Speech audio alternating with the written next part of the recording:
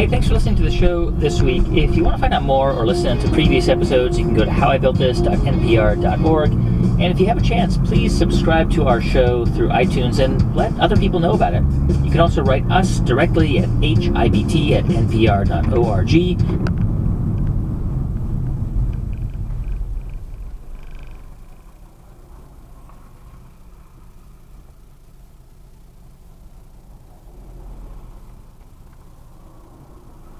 Support for this podcast and the following message come from ministryofsci.com/NPR. Purchases was a frog and beaver costume that we,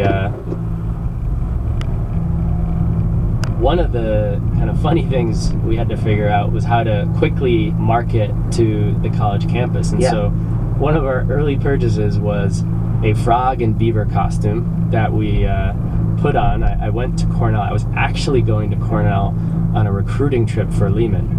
And I was standing on the quad in this ridiculous costume, handing out cards about this carpooling service. Is this a frog costume or the beaver costume? I was the beaver. You were the beaver, yeah. Okay. And at that next day at the Lehman recruiting event, a girl came up to me and said, "Did I see you in a beaver costume yesterday?"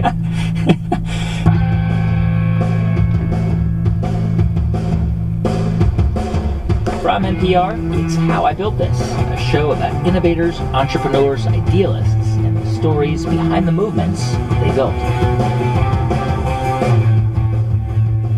I'm Guy Raz, and on today's show, how John Zimmer made private cars work like taxis, and in the process, helped to build a service. Hey, $20 regular, please. Okay.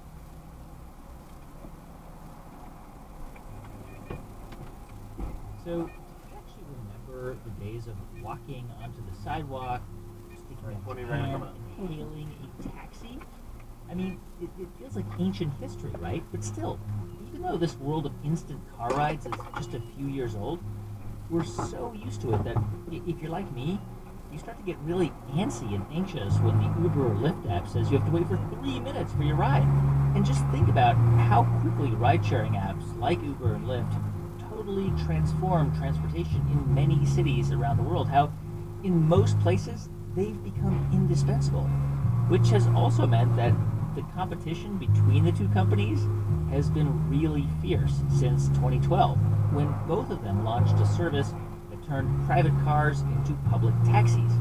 But the amazing thing is even though Lyft is just a fraction the size of Uber, it is still valued at more than $5 billion. And one of the guys behind it, John Zimmer, he never thought that ride-sharing would be his life's work. He actually studied hotel management at Cornell. But his interests really started to change during his senior year. I took a course that was really, really important to me called Green Cities. And I had this amazing professor. His first lecture was the history of the world in 30 minutes, kind of like the book Guns, Germs, and Steel.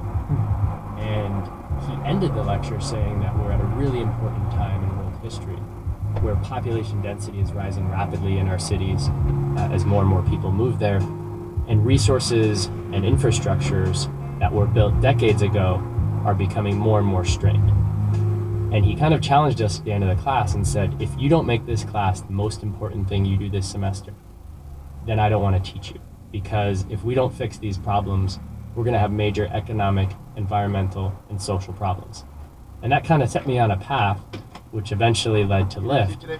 But being that I grew up in the East Coast and in Connecticut and New York,